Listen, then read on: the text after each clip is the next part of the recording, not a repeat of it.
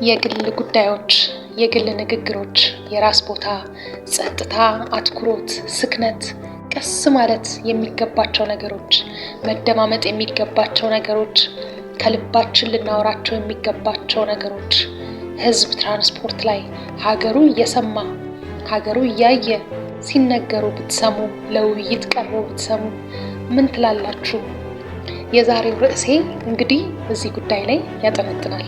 ጤና ይስጥልኝ። እንዴት ናችሁ? ሰላም ነው ወይ? ክረምቱ እንዴት እያደረጋችሁ ነው? ገነት እባላለሁ። በሙያዬ ሶሻል ሳይኮሎጂስት ነኝ። እንግዲህ እነዚህን የመሳሰሉ ነገሮችን እያነሳን የምንወያይበት፣ የምንመካከርበት፣ የምንማማርበት መድረክ ነውና እናንተም ግቡ፣ ጆይን አድርጉ፣ ቤተሰብ እንሁን። መልካም ቆይታ ይሁንላችሁ። ሁል ጊዜ እንግዲህ ሰዎች ነንና ስንኖር መስመሮችን ማበጀት ባውንደሪ ማለት ነው፣ ወይም ድንበሮችን ማበጀት ይኖርብናል። እንዴት ነው ውጪ ስንሆን እንዴት ነው ኮሚኒኬት የምናደርገው? ስለምን ጉዳዮች ነው የምንነጋገረው? ምን ላይ ነው? እስከምን ድረስስ ነው ነገሮችን ማኔጅ ማድረግ የሚጠበቅብን? ደግሞ በጣም ጠበቅ ያሉ የግል የሆኑ ጉዳዮች መነጋገር መወያየት በሚያስፈልገን ጊዜ ቆይ አሁን ያለሁበት ሁኔታና ቦታ አይመችም፣ ከትራንስፖርት ስወርድ እደውላለሁኝ፣ ወይም ደግሞ የሚመች ቦታ ስሆን እደውላለሁኝ ማለትም ይቻላል።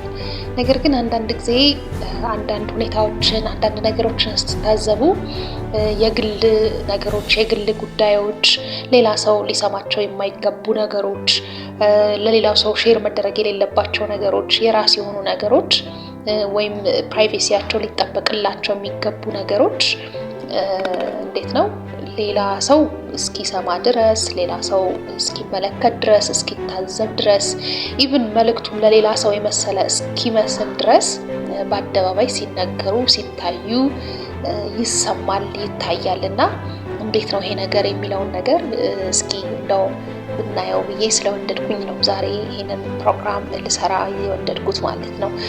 እኔ እንደውም የሆነ ጊዜ ምን አጋጠመኝ፣ እነዚህ አዳዲስ የመጡት ባሶች በጣም ደስ የሚሉ በጣም ፈጣን የሆኑ ባሶች መጥተዋል እና ከአንድ ቦታ ወደ አንድ ቦታ ትራንስፖርት ይዤ የሄድኩኝ ነው ማለት ነው። እና ድንገት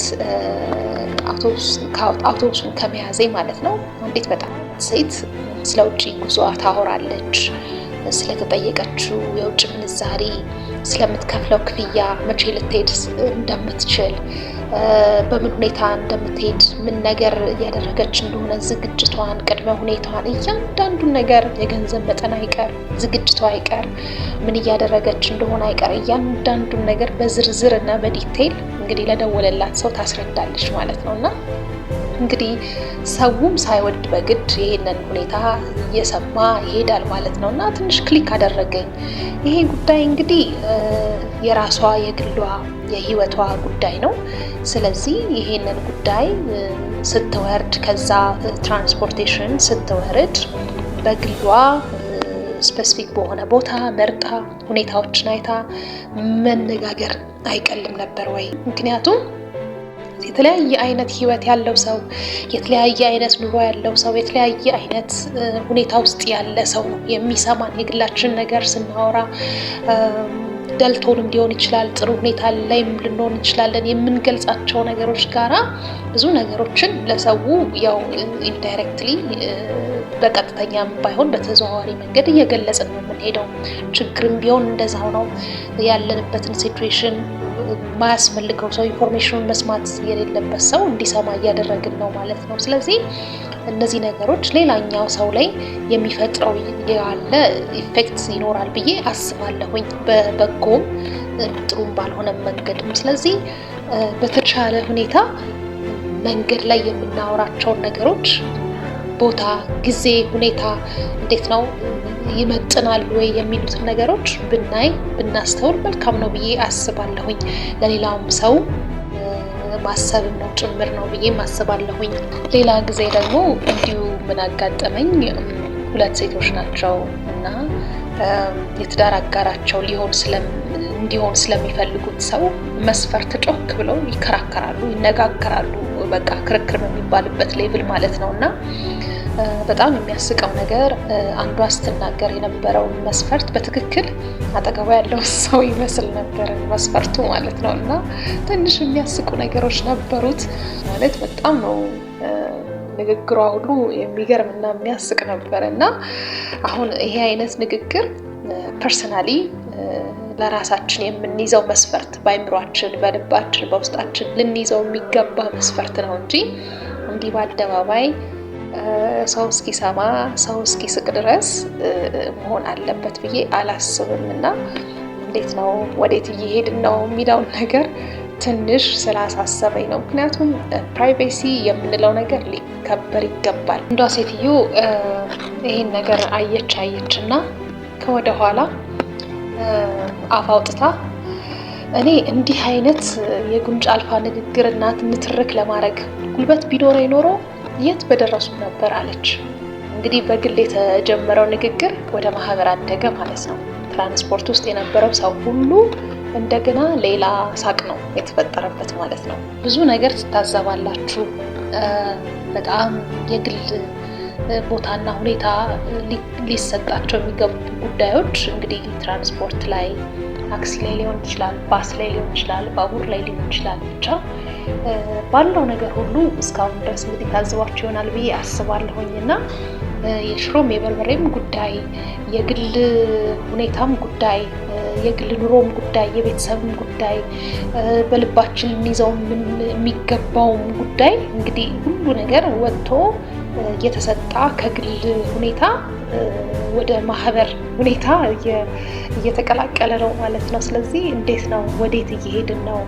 ስለዚህ አንዳንዶቻችን እንደዚህ አይነት ባህሪና እንደዚህ አይነት ሁኔታ ካለን ራሳችንን ወደ ትዝብት እንዳንጥል ራስን ማክበር ስለሆነ የግል ጉዳይ የሚያስፈልጋቸውን የግል ቦታ፣ የግል ንግግር የሚያስፈልጋቸውን ነገሮች ራሳችንን አክብረን ሌላ ሰው ሼር በማያደርገው ሁኔታ በሚገባ ቦታና ሁኔታ ያንን ነገር ሃንድል ማድረግ አንዱ ራስን ማክበር ስለሆነ በእንዲህ አይነት ሁኔታ ማኔጅ ብናረጋቸው እንናገራቸው በስልክም ይሁን በአካል ጥሩ ነው ብዬ አስባለሁ። እና መንገድ ላይ ህዝብ እየሰማ የግል ነገር በጣም ጥብቅ የሆነ ነገር አርጀንት ካልሆነብን በስተቀር እንደው ባይወራ ጥሩ ነው ብዬ አስባለሁ። ብዙ ጊዜ ግላዊነት፣ ፕራይቬሲ ለሚያስፈልጋቸው ንግግሮች፣ የስልክ ንግግሮች ወይም የአካል ንግግሮች፣ ውይይቶች ብቻ እንደዚህና እንደዚህ የመሰሉ የኮሚኒኬሽን ሁኔታዎች ላይ ፕራይቬሲ ወይም ግላዊነት በጣም መከበር አለበት ብዬ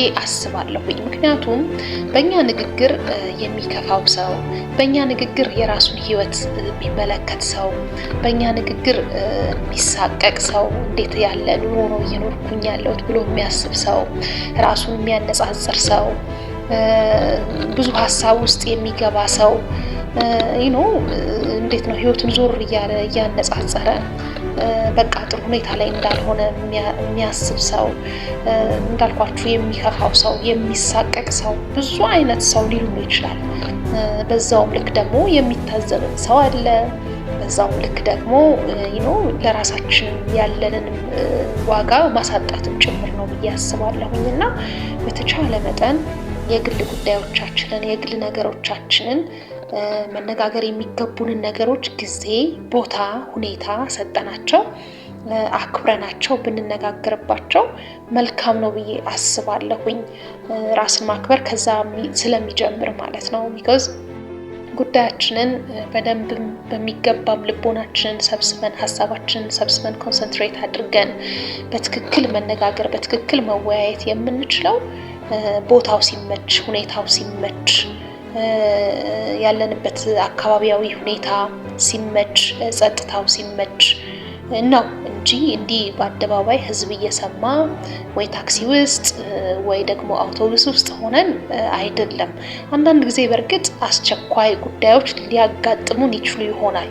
ያንን ነገር መናገር ያለብን ሁኔታ ውስጥ ልንሆን እንችል ይሆናል። ግን በተቻለ መጠን እንዴት ነው ቶሎ ያቺን ፖይንቷን ማስተላለፍ የምንፈልገውን ነገር ግልጥልጥ ሳናረግ ያቺን ፖይንቷን ብቻ ለሚገባው ሰው ከስልኩ በዛኛው በኩል ላለው ሰው አስተላልፈን የቀረውን ነገር ስንወርድ ጥሩ ቦታ ላይ ስንሆን እንነጋገር ብለን እዛ ጋር ሆልድ ማድረግ እንችላለን ብዬ አስባለሁኝ። ከዛ በባሰ በጣም አስቸኳይ ጉዳይ ካልሆነብን በስተቀር ማለት ነው።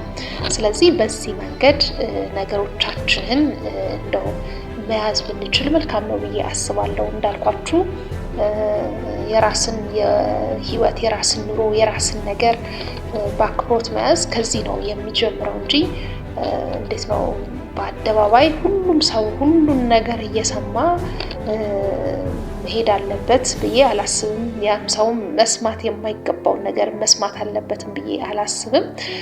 ጥሩም ተጽዕኖ ቢኖረው መጥፎም ተጽዕኖ ቢኖረው የራሳችን ነገር ራሳችን ጋራ ቢሆን ራሳችን ማኔጅ ማድረግ ብንችል ጥሩ ነው ብዬ አስባለሁኝ።